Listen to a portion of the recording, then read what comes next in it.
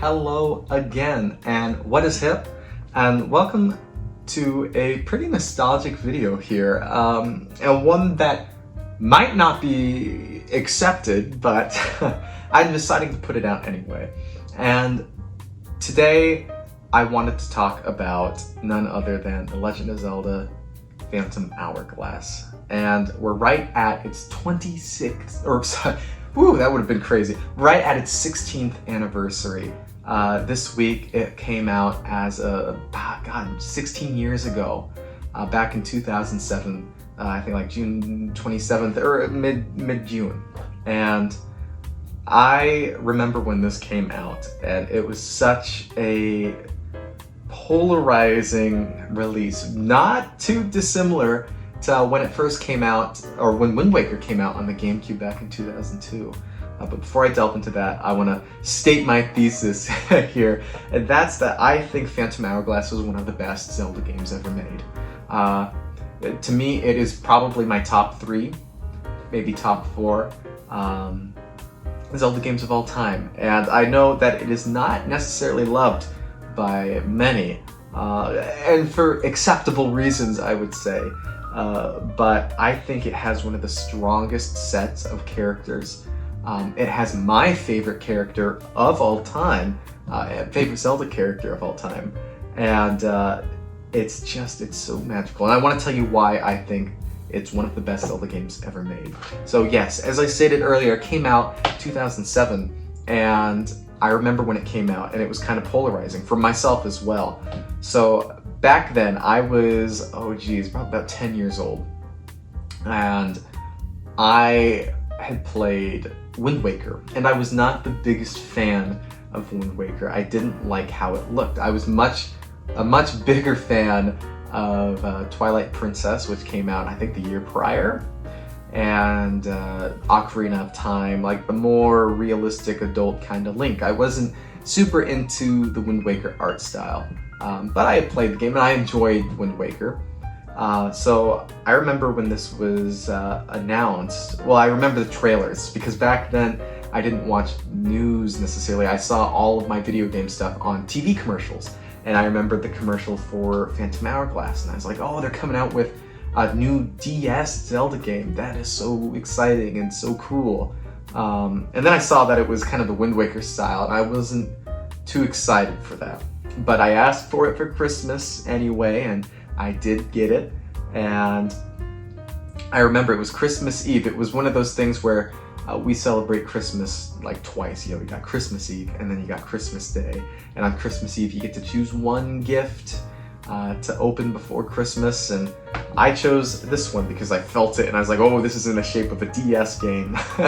And lo and behold, it was. And it was Phantom Hourglass. And I remember putting it in my DS. And I couldn't stay up for much longer, but I put it in, and I remember watching the intro, and all of my worries went away as I saw this beautiful opening of the ship on the sea through the 2 DS screens, you know, on the bottom and the top, and I was excited. And you had the bum ba ba ba da ba da dum, the old little Wind Waker kind of fanfare, and you had the opening scene where Tito is kind of telling the story of what happened in Wind Waker and how this was a direct sequel. And this was, I think, maybe the 3rd time they had done a direct sequel for a Zelda game. The first being, I think, Link's Awakening on the Game Boy, and then Majora's Mask on the 64. And so this was kind of their 3rd foray into that. But yeah, I remember watching that opening and immediately getting pretty excited, but then I had to go to bed. So that's as far as I got that first night. But then the next day, I played Phantom Hourglass all day. And my excitement soon took a turn for the worse when I found out that the way you control Link is with none other than the Stylus, and exclusively the Stylus. I was not too fond of that in the beginning, and that is one of the reasons why many people don't consider this to be the best Zelda game, is strictly its top-down view and controls. And I remember wishing that it wasn't top-down. I really wanted that kind of full 3D kind of third-person kind of view, you know, like Ocarina of Time, all the other Zelda games before. But this was very much kind of a top-down, slight angle view, and you controlled Link by drawing on the bottom screen. And I was not a fan of that in the beginning. However, man, what they did with the two screens on the DS was so incredibly intuitive and fun. There were so many puzzles that took advantage of the stylus in non-gimmicky ways. They were very good. Like you'd have your boomerang and you'd have to draw where you wanted your boomerang to go. You have to hit these switches in a certain order. Or one of my favorite things is it very much took a trip back to the old school days of Phantasy Star and the 8-bit era, where you had to make your own maps when you were in dungeons and such. And this was similar, where they gave you the map. You didn't have to draw your own maps, although there were a couple of puzzles that I think did encourage that where you did have to actually draw a map. But there would be so many puzzles where you would have to take note of where things were, and or what you had to do and stuff like that, or what order a certain thing was, and you had to draw on the map on the bottom screen. Maybe there was like, oh, you're on an island and there's 4 different signs around the island, and each sign gives you a hint of where you actually have to go and it's somewhere on the map, but you don't know where. So you have to read each of these 4 signs and kind of draw where it's telling you to go or where it's pointing, and then eventually, all the signs kind of point towards this one spot on the map, and you can only figure that out by drawing on the map. And it was very fun. It was so cool. And I do remember that I think there was one island where you did have to draw out the whole island to kind of figure out what you had to do, and it was great. It was great. And it was so intuitive and fun that it made me kind of accept and live with the fact that I controlled Link strictly with the stylus. It still wasn't my favorite, but I did get used to that throughout the game. And this game was very unique in a lot of ways and very ambitious, because it brought over the open world kind of ocean landscape of Wind Waker onto the DS. And it wasn't just a dumbed down thing, but they did it very well, and it looked very good, because then instead of that top-down view, you went to this full kind of 3D view and you could see the whole landscape of the ocean, and it was so exciting. So my favorite moments in this game were very much on the sea versus in Wind Waker. I hated that, but I loved it in Phantom Hourglass, and they did a lot of things to make it more fun. And I actually think the world, the ocean specifically, is much more in-depth, much more things to do on the open world ocean map in Phantom Hourglass than in Wind Waker, at least if my memory is serving me correctly.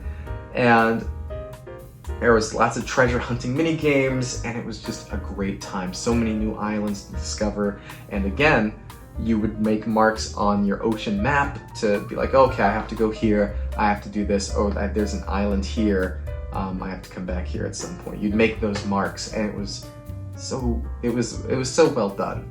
And that I loved very much about Phantom Hourglass, already much more than Wind Waker. And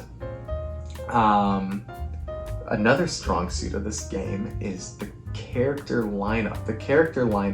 Actually, before I get into the character lineup, there's another thing. So this game is based off around, there's this, I think, a temple or something, and there's no spoilers here, but you're delving through this temple, and it's very similar in esque to like Persona 3, where you have Tartarus, where you have to climb up the tower and reach the top, and that's kind of the ultimate thing of the game that you have to do.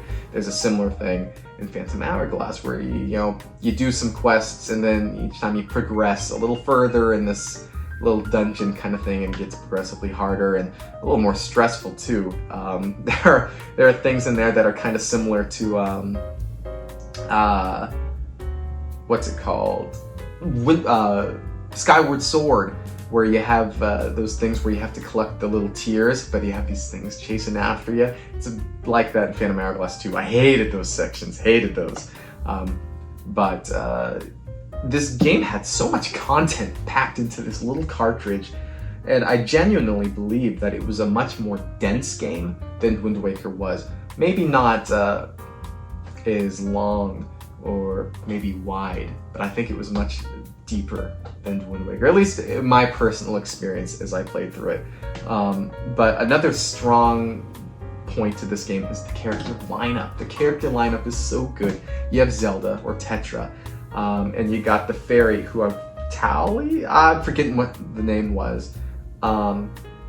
And then you got all of the most of the original cast from the original Wind Waker game. They carry over. Their writing is just as good. But the star of the show is none other than Captain Steinbeck, who is this guy right here. This guy is amazing. His writing is so good. Well, the relationship between him and Link is phenomenal. It's really phenomenal, because Link is this voiceless protagonist, but the way he communicates in their relationship together is so touching. It took me aback, and there are a couple of games in the Zelda series that did this. This one, Skyward Sword, the relationship between Link and Zelda is very similar, I think, in regards to Steinbeck and Link. But the story in this game is so touching, and the way that they weave Steinbeck throughout the game is, I think it's so perfectly done. And it was a similar impact to me as Link's Awakening on the Game Boy and on the Nintendo Switch.